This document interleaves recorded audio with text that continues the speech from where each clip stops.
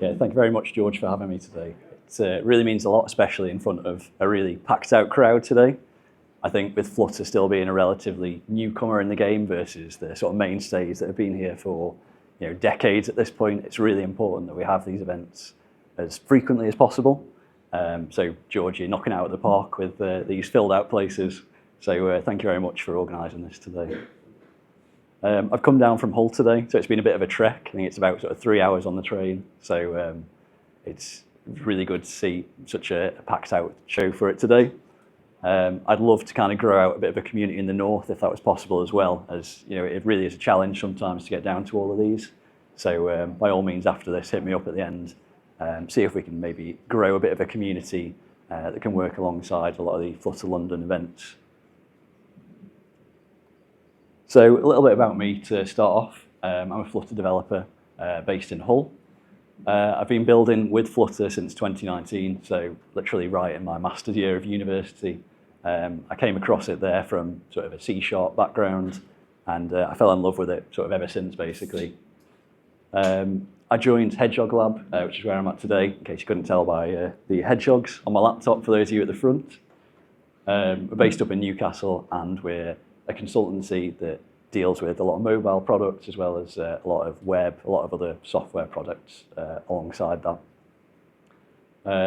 Some of that work is team augmentation based, and I think that's really good because it's a really good opportunity to sort of be forced into technologies that you kind of don't see in your comfort zone too often. It's kind of stuff that's outside of your radar and kind of out of your kind of scope of vision. It's really interesting because you pick up lots of different things and you learn a lot in the process, but you also have the opportunity to kind of share and give that information back to people who might not be aware of what you've been doing in the past. I did a bit of an abridged version of this talk at one of my most recent projects. It went down quite well, so I'm hoping that this is also pretty well received. So before we get into this, Freezed, some of you, I assume, probably know about Freezed. It's got quite a few downloads at this point. I think it's nearing around about 2 million downloads, so it's pretty popular. I'm hoping that we can still all learn something today, though, and that goes for myself as well. So we're going to go through an introduction as well as some use cases and potential limitations of Freezed. So I'm hoping we can all learn stuff today. Before we look at the problem that Freeze solves, though, we really need to look at a sort of pre-freeze world and kind of work through that and solve those problems. So I've got a basic Flutter model here.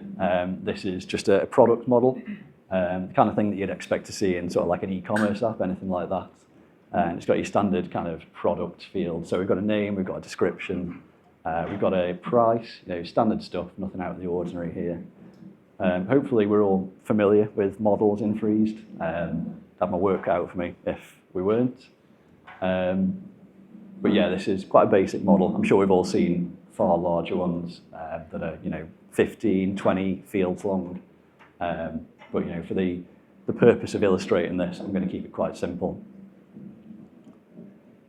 So as this is a product and something coming in from an e-commerce app potentially, you're getting that data from a backend, hopefully. You're not hard coding your product data. So we're going to be pulling that in from an API, and therefore it makes sense to kind of go back and forth between model and JSON to interact with that API. And that's kind of what we've implemented here. We've got a nice little factory to take us from the product to JSON, and another one to take us back to JSON from that product. Now immediately we can see that this has grown from, I think, 14 lines in that previous example to 28 now. So we've doubled in size, doubled in complexity. Not too sure what's happened there. Interesting. That's my peer principal. Okay, we got that. He's been playing with the thing. No problem. So we're good. Okay, so we've doubled in size from 14 lines to 28 to this point. And this is when the fun begins, really. When we're writing out these factories, we need to make sure that we're thorough with each of these lines. We're including each of these in each of these methods, which is kind of easily done when you've only got, say, 5 lines and 5 fields. We're swapping out. Hello? Is that a bit better? Nice. Brilliant. Hopefully you heard the last sort of 5-10 minutes and it wasn't just for nothing. But otherwise, yeah, we're at this point where we've got 5 lines, 5 fields in this product. It's quite easy to spot if we've missed one of those within these factories. But obviously in production, if you're looking at, say, 15, 20 lines, it becomes a lot easier to maybe miss one and only include, say, 19 of those in here. And that's when errors can kind of begin to come into the application. Also, the JSON keys that we're using here, as they're strings, we need to make sure that we're spelling them correct. We need to make sure that we're matching the case that we're using on the back end.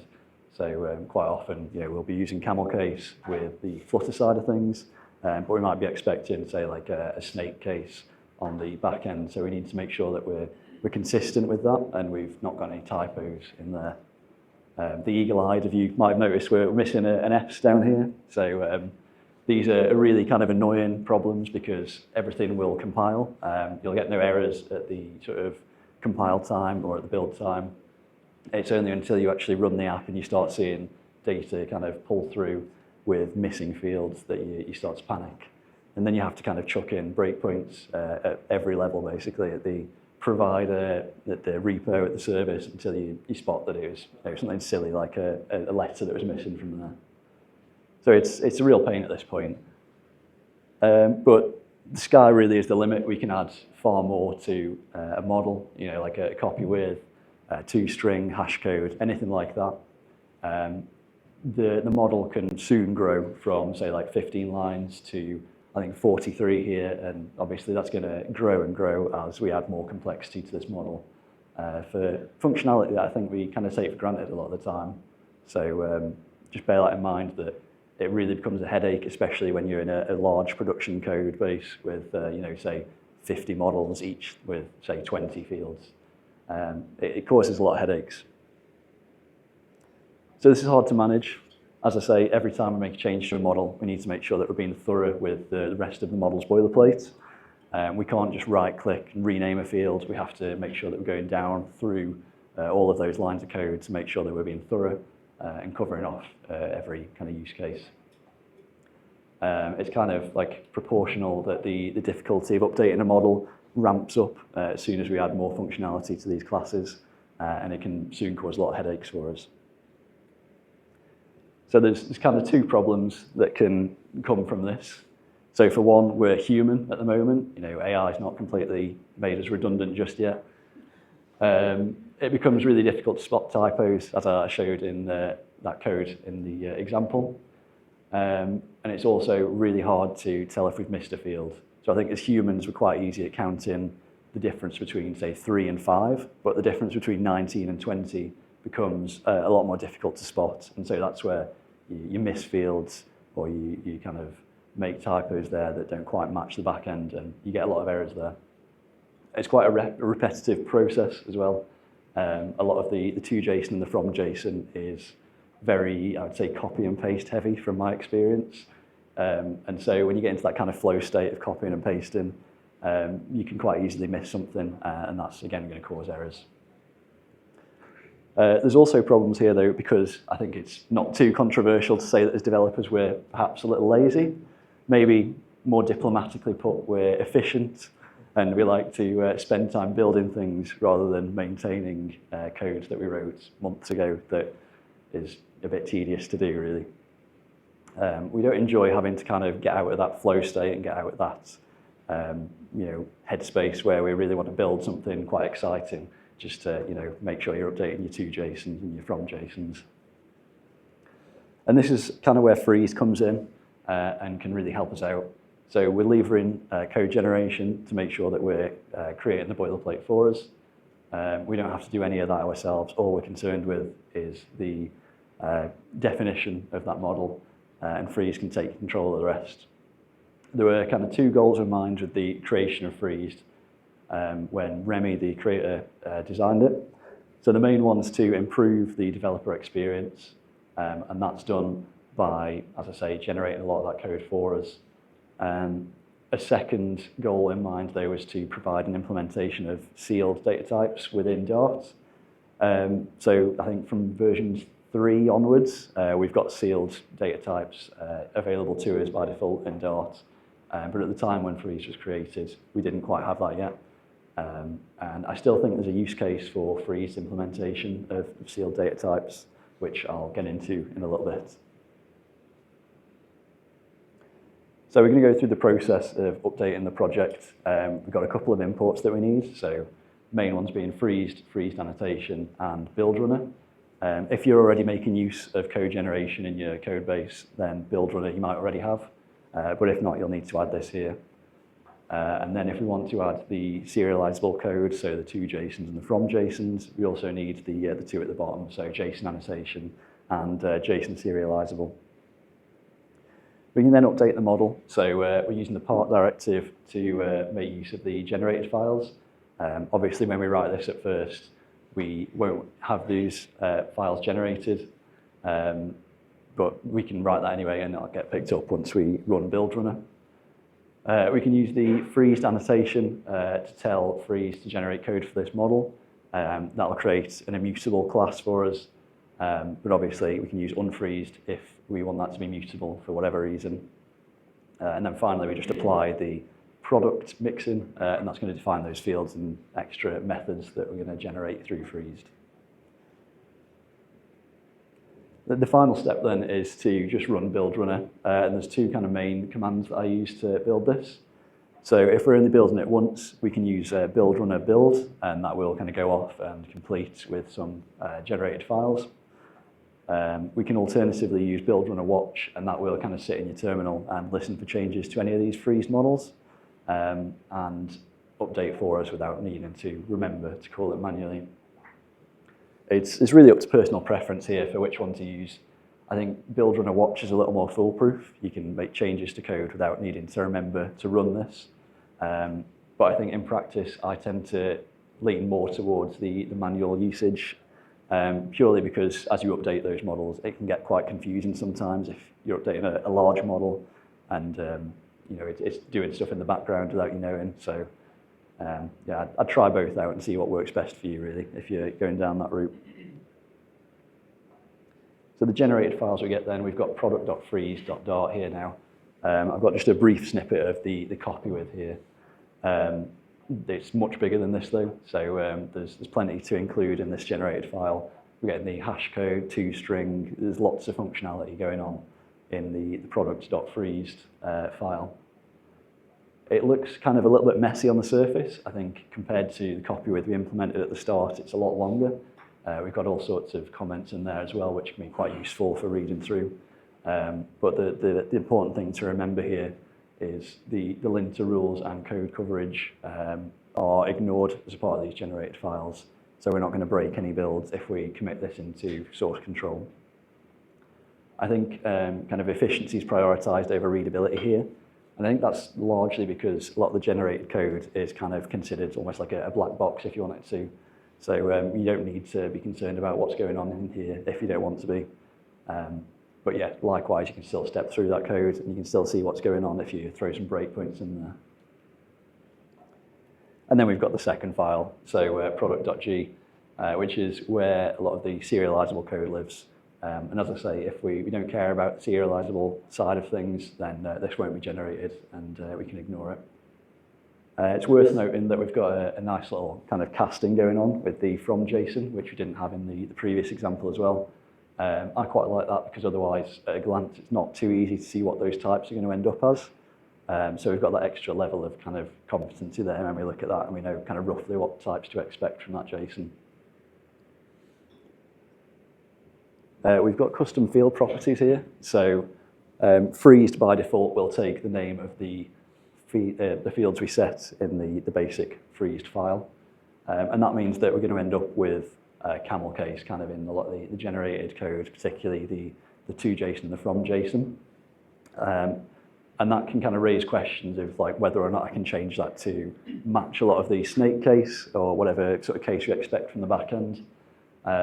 And the answer to that is that we can still use JSON key annotations here to manually set the names within the model file, and Freeze is going to take that on board. And as you can see here, we've got a little example of that. it's going to take the name that we've supplied with the JSON key and provide a default value as well with the at default annotation. So initial takeaways then from this. The code, it's quite large. We've got quite large files generated by this. And it can be quite messy to read on the surface. But if you give it some time, you can look at it and you can still follow that code from start to finish. And you can still debug it, which is really useful. Generating this code can take a bit of time up front. I think one of the times I ran it recently was maybe 2 minutes, something like that. So it's by no means an instant generation. But I think the time that you get back in offloading all of that work to code generation can really make up for that time in the long run. It's also important to remember, as I say, when we update a model, we need to make sure we're regenerating that boilerplate, either by using build runner watch, or by making sure we manually run it, or include it in, say, like a Git hook or anything like that. So before we push it to a repo, we're generating that code every time. We can take faith in that. So sealed classes then, we've come back to sealed classes. Freeze can be used alongside a lot of your state management packages. So I've used it with Qubit and with Riverpod in the past.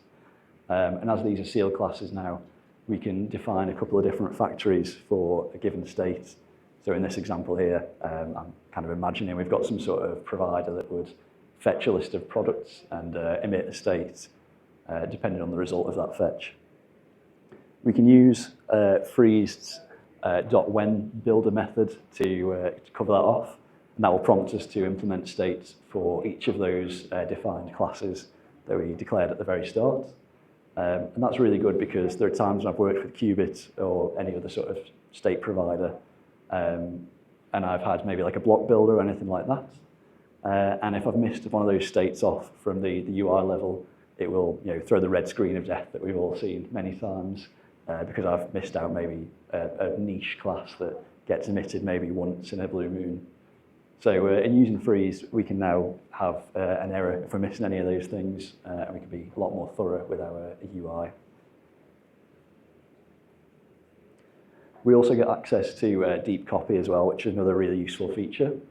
If we have, say, nested models, like this example here, if we had, say, 3 deep layers of models nested, it can be really quite messy to do a copy with something at that kind of deepest layer. Like I've done on the left-hand side, we're doing, like 3 copy widths.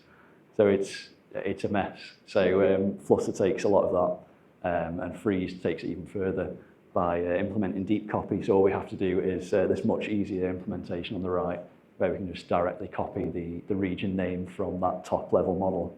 So it's a really powerful little tool that's, I think, kind of hidden in the features, I would say. It's not kind of promoted as much as I would expect it to. And I think that's a shame because it's really useful. I've used it a few times now. So initial benefits then, we've got a much more maintainable code base.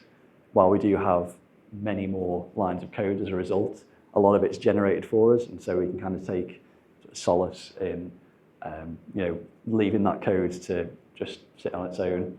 We only need to care about the methods that are defining that generated code, and that vastly simplifies things, I'd say. We're minimizing human error, so repetitive boilerplates getting sent over to freezed again, and so we don't need to worry about that again. And the cognitive load is kind of reduced because we're no longer context switching between building and maintaining as much as we were previously. So there are some considerations though. It's not all particularly brilliant. There are things that we have to keep in mind. So as I say, it can take time to generate these files. As I say, it was 2 minutes, 3 minutes maybe at a push if you've got quite a large project. But the good thing about this is that once we've done that initial run, subsequent runs are a lot quicker if we're only changing 1 or 2 fields. And as I say anyway, it's saving a lot of time in the long run through not needing to maintain a lot of that code going forwards. And it's really useful in that regard. It's also important to remember that not everything needs to use freezed. If you've got quite a small utility class that you only use in a couple of places for quite a specific purpose, you might not need to really have all the extra utility that you get from freezed. And so I think it's important to just bear that in mind when declaring files, that not every model needs to use freezed if it's quite a simple thing that doesn't get the benefits. Another consideration is that it takes a bit of time to get up and running and be trained with, I guess. It's not straight like your standard classes and your standard models. Thankfully, though, I think the documentation is really good at solving this. As I say, it's got quite a lot of downloads at this point, and so the documentation is really well maintained and, yeah, really well kept up to date. Finally, though, I do want to go through checking in these generated files because I've seen kind of different kind of conversations about whether or not we should check the generated stuff into source control or whether we should leave it to, say, a pipeline to generate. And I think I'm of the opinion that in theory, we should be adding these to git ignore and not checking them into source control and instead offloading that to, say, GitHub Actions or a pipeline job to generate because there's no mechanism from stopping changing these generated files. So there's nothing stopping someone from accidentally editing any of these files and checking them in, only to be kind of overwritten when someone reruns build runner. I think also it can make your pull requests quite large. I'm sure we've all seen use cases where you've seen a merge request with, say, 20 changed files, but a lot of that's just generated stuff that you don't even need to look at anyway, so it really drags on and it can get quite confusing at times. Obviously, though, in practice, a lot of people tend to go down the opposite route and they check in a lot of those generated files. And I can see reasons for it. I think time is money when you're running build pipelines, particularly sometimes when you build by the second. So an extra couple of minutes to run your builds every time is a cost too steep for some people. And so, yeah, I can see reasons for both of that discussion. I've seen it work in theory quite well when you've got like an always-on build pipeline where time doesn't really matter. So if you've got access to anything like that, then I'd go for that by all means.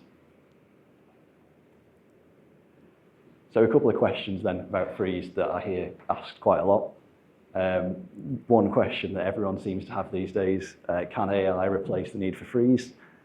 Replace freeze with whatever you want. I'm sure you've heard that question before. The question in this regard, though, I would say the answer depends. Results from AI, as we all know, can vary. We can get hallucinations. You can ask the same question twice in a row and get completely different outputs sometimes.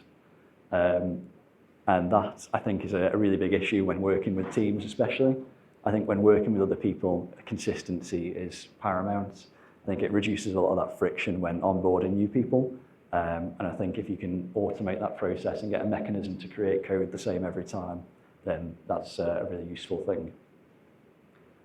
There's also the question, similarly, of IDE extensions or online tools that can replace the need for freezed.